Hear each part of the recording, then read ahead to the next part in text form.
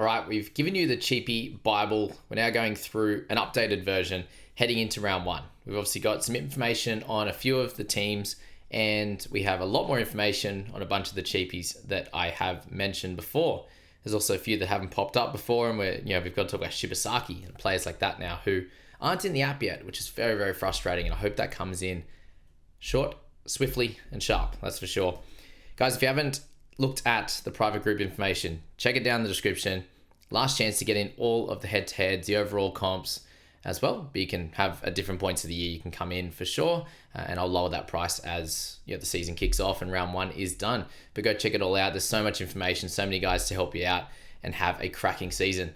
Been doing the private group now for 3 years, been on YouTube for 5 now, and just keeps getting better and better every single year. And we keep going. So I'm doing something right, hopefully. And the community is awesome. Hit subscribe, hit follow, all the good stuff there as well. Brendan Hands, 400k and below, we're here. And he's a fine pick, just without upside, in my opinion. There's not a lot there for Brendan in this section of the season. A little bit, but is it enough? Emre Gula, there's so many forwards. It's a big worry at the Dragons, but he played really, really well in that last trial. I think there's definitely a chance for 5 to 10 points of value. Is he actually going to get the minutes though, is the big worrisome question. Jack Bird, he has nice upside. Probably less off the bench for sure. He has the dual position. He has the pedigree. There's lots of good things about him. There's also plenty of worries. As I said, with the benching, he could go straight to center. He could go to the back row where he scores fairly well. If there's injuries and the like, he could go to the halves, which again at 6, probably not as ideal as we want him at edge or 13. A few question marks, the injuries, all the rest. But at cheap price and dual position. And has pedigree. He's done it before in the middle and on the edge. Such a 50-50 thing, isn't he? But very cheap. Junior Tupou. We're hoping that he goes to the next level in a slightly better team, Mr. Junior. He's probably a bit too expensive though. We're looking in the 370s, which isn't super ideal. Ryan Couchman. He's cheap enough if he does get 30 plus bench minutes, but it is unknown at this stage how many minutes he's going to get, and he's not obviously near that basement price of 230. Jamie Humphries, pretty excited about this fellow at the moment. I think he's got the ability to go nuts early with a good role and a decent first couple of games, against some opposition at probably similar level to what they're going to be. He's got my name. I think I really want to put him in my side. We'll see how he fits in getting all the cheapies and getting guys of value, of higher value that I do want. Nwangani Tawaze, he's a big strong boy with big game experience in rugby. He played for the Wallabies. He's got the jewels. Spot's not safe. Is he someone with the jewel that you want to take a flyer on, given he has pedigree from another similar sport? It's a big question for you. Isaiah Yongi, just pick him. Simple as that. Lock and load. Fullbacks seem to do pretty well for the most part. Starting fullbacks is great news as well. And if you are a New Zealand resident, please jump in the description below, guys. Go follow Full-Time Sports Bar on Instagram. Type in fantasy on their pinned post there. You'll see the post. And I'll give you a code for a free league to be able to go in with a chance to win a trip for 2 to Magic Round in 2026. So super exciting from that. And it's going to be a bunch of things throughout the year for them. So do jump in, check out the place. You can actually go into the draw. If you're buying one of the beers that they have, the local beers, then you'll be able to go in the draw for a chance to win some prizes as well. So check out all the things they're going to be offering throughout the season, and support those guys. They've just opened up 6 months ago, and it's you're going really well. So go check it out. Sione Finau, does he win the spot? That's the big question. With Tupulotu returning, definitely great real estate next to Val, and I personally probably looking at him more in Supercoach, just with the try scoring ability rather than in fantasy. Just a 350k for a winger. We had it last year with Bostock, but he was 319, I believe. So a little bit nicer on that price point.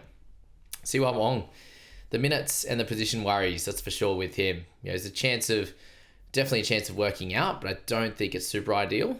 The chances of him working out with the minutes, you're probably wanting near 40, 45. I don't know if that's possible with guys like Butcher demanding big minutes. You've got 80-minute edges. If they go with Radley on the edge, they could change it and just him just be on the bench, and they were just trialing it through the trials.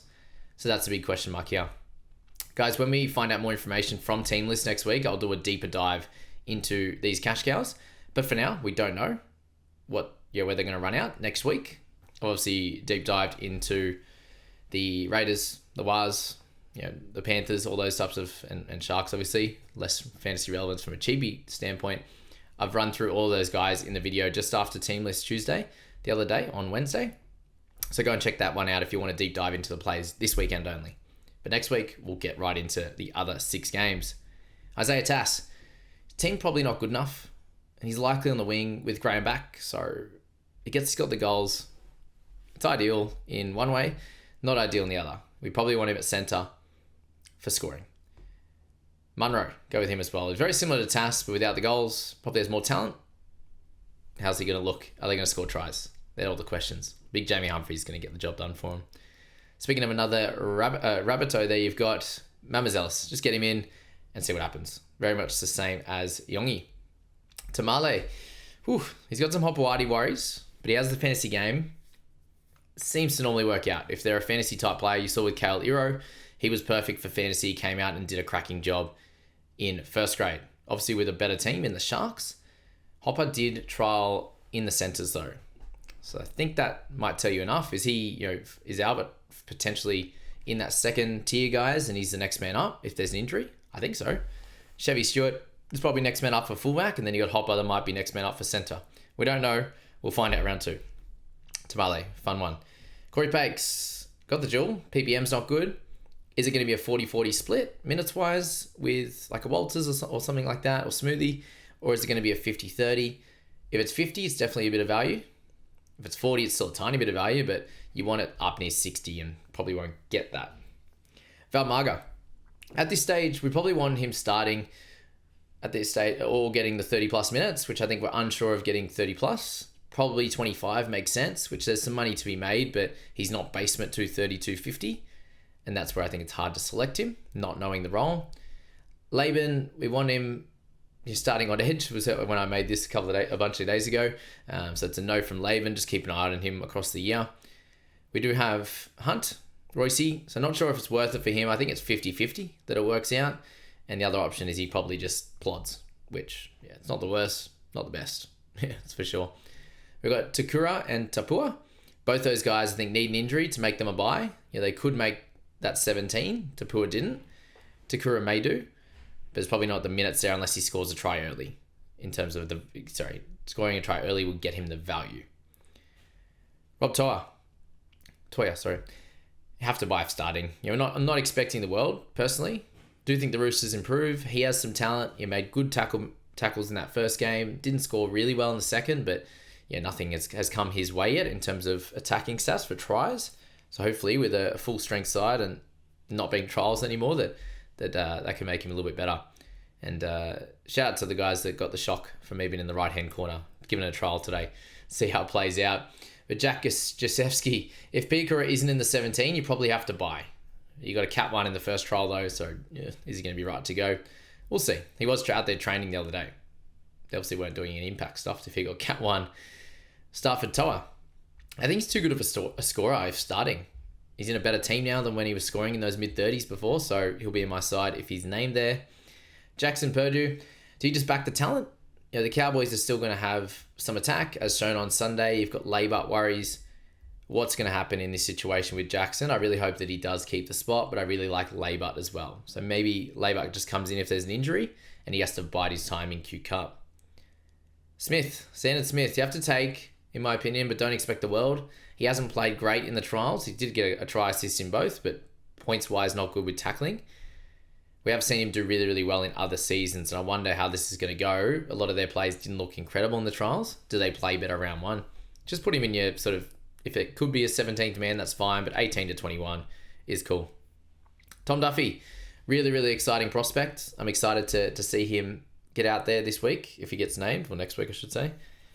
These guys, they usually work out. The young guns, so I'm excited for him. I'll just pop him in, and if things go awry, he loses the spot, stuff like that, then not ideal, but he is really, really good. And if it looks like he's going to get the goal kicking as well, that's helpful. But they do have a really tough start, and that's where you go. Drinkwater and these guys are a worry as well. Kurt Donahue, not much chat around him. I definitely think he plays a role in fantasy this year. The question's going to be when. We don't know. He played 1, so he's back up 1 probably behind Hammer, and then he's played 9 this week. So if JMK's gone, Donahue becomes really, really relevant. I think Plath might play some 9 in there, but Donohue's minutes does really, really well tackling wise. He'll be fun. Hubner, likely bench, but there's a little bit of chat around him playing 13. So if he's at 13, I think people will select him as well. Can miss a tackle, PPM wise, but unsure how that's going to look coming into round 1, but still a really solid pick heading into this first part of the season with a few of their guys injured. We'll have to see what's happening with Arrow. We'll see where Duncan's been named and these types of questions there. It's not an obvious one that's going to work. Halasima, he has some talent, but he's behind the others. That's for sure. It's pretty simple like that. Bench minutes for an edge, not really ideal usually in fantasy. So avoid for now, in my opinion. Shibasaki, look, I thought it was pretty wild that he's going to be getting the spot over Mariner, but Stags is out now. 4 to 6 weeks it looks like for Stags, so expect maybe 4 rounds, I think is pretty fair, given they start playing next week, so he's had some time to recover in that early period.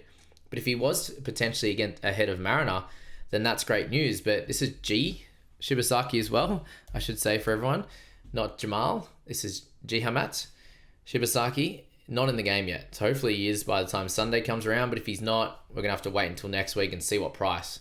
Footy Statistics had him in at 257, but I think that's what he was at the back end of last year. So they don't know anything more than what happens when NRL Fantasy put the code in. So yeah, I wouldn't expect that he priced exactly. It could be, and dual and stuff like this, people looking at, but it's unknown at the moment. So wait.